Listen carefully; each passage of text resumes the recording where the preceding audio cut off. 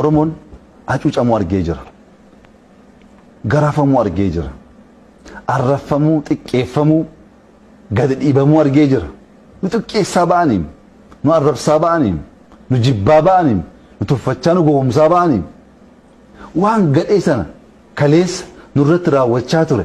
Saba biraa irratti raawwachuuf adeemuun sirrii miti. Nurratti waa baay'eetu ta'e. Namni koo Oromummaadhaan miila ofii dhabee jira. Kan maraatee jira. Kan harmeen ilma ishee dhabdee jirti. Kan hidhamee waan meeqa dararamee jira. Biyyaa badee kan rakkoo meeqaaf meeqa keessa baay'eetu jira. Isa akkasii rakkoo akkasii saba biraa irratti gochuuf adeemuun barbaachisaa miti. Kun waaqa Oromoon amanu wajjinis wal dhibsiisa. Oromummaa isa awwalaa isa jalqabaarras fagoo nu maqsa waan ta'eef Oromummaarraas maquu hin qabnu. Waaqaanis adda ba'uu hin qabnu. Kan injifannoo nu kennu Rabbi. Waan qabsoof duwwaa miti. Nuti sibiilota galle moomaa waraanaa hin qabnu.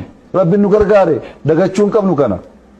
Rabbi immoo kan nu gargaare haqaan tajaajiluuf malee hatuufis miti, sobuufis miti, kan biraa dhiibuufis miti. Hin dhiibnu, hin hannu, hammannee hunda qabannee sirna dimokiraasii ummanni keenya jalqabarraa uume sana Itoophiyaa keessa dagaagsuu hin danda'amu. Dimokiraasiin Itoophiyaaf hin barbaachisa, walqixxummaan hin barbaachisa, bilisummaan hin barbaachisa.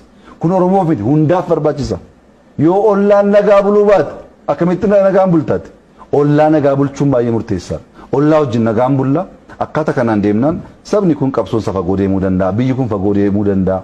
Qabeenya baay'ee qabna, dandeettii baay'ee qabna. Tokkummaan keenya eegamee wal jaallannee wal gargaarree adeemuu dandeenye jennaan fagoo deemuu dandeenya. Inaaffaan jiraatee honnaano inaaffaan nama nyaata. Inaaffaan kaansariidha. Inaaftee jennaan, hattee jennaan, sobdee jennaan guyyaa tokkoof gowwoomsuu dandeessa. Fagoo gowwoomsuu hin dandeessu. Inaaffaaf keessaa baasu. Maaliif aangoo kan namaa kennu Rabbi. Waan hundaa inaaftee hin dandeessu wal gargaarteetu injifannoo kan Oromoo goota.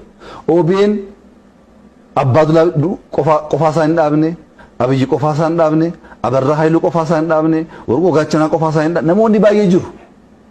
Waliin ijaaranii asiin ga'an. Oromiyaanis akkasi biyyis akkasi waliin dhaabbachuun baay'ee murteessaadha. Inni ammaa kun xiqqoo karaarra maqaa waan jiruuf adeemsa akkasii keessaa Oromoon bahuu qaba. Oromummaa isa jalqabaatti deebi'uu qaba. Isa godhee jennaan injifannoon keenya fagoo deema. Bu'aa guddaas hin buusna.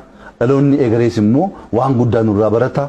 Saba cabsu, saba dhiibu osoo hin taane saba hammatu, saba jaallatu, saba namaaf qooddachuudhaaf qophii guddaa qabu ta'uusaa agarsiisuu danda'a kan jedhu amantaa akkasiin qaba. Kana goonee